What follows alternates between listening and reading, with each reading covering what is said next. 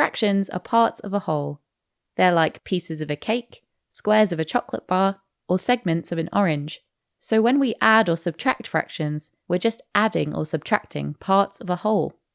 When adding and subtracting fractions that have the same denominator, we add or subtract the numerators of the fractions and leave the denominator the same. But what if fractions don't have the same denominator?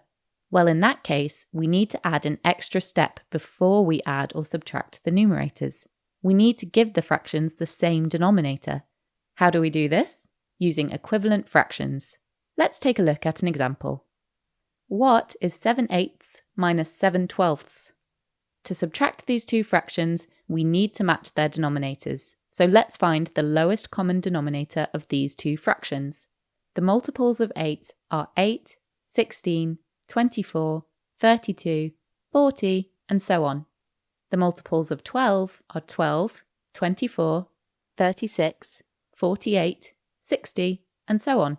So their lowest common multiple is 24. Note that this is much smaller than the product of 12 and 8. This is why we search for the lowest common multiple, so that our calculations don't get too crazy too soon.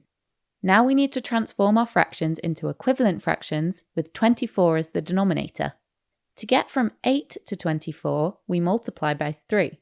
So we need to multiply both the numerator and the denominator of 7/8 by 3.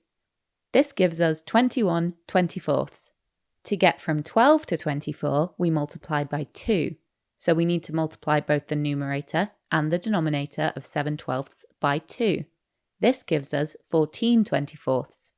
Now that we have two fractions whose denominators are the same, we can just subtract them. 21 minus 14 is 7, so we get 7/24. So 7/8 minus 7/12 is 7/24. Let's see if we did this correctly. We originally had 7/8 and 7/12. If we try to subtract the latter from the former, we can't make sense of the result unless they're both written in terms of 24ths. So we do that. We have subtracted 14/24 from 21/24, so we are left with 7 of them. So we are correct. Amazing! Notice that 7 and 24 have no common factors, so we cannot simplify this fraction any further. Remember, to add and subtract fractions, we must first make their denominators the same by finding equivalent fractions. When we have these, we can simply add and subtract the numerators. Finally, if it's possible and when we are asked to do so, we simplify our final answer. Are you ready to give it a go yourself?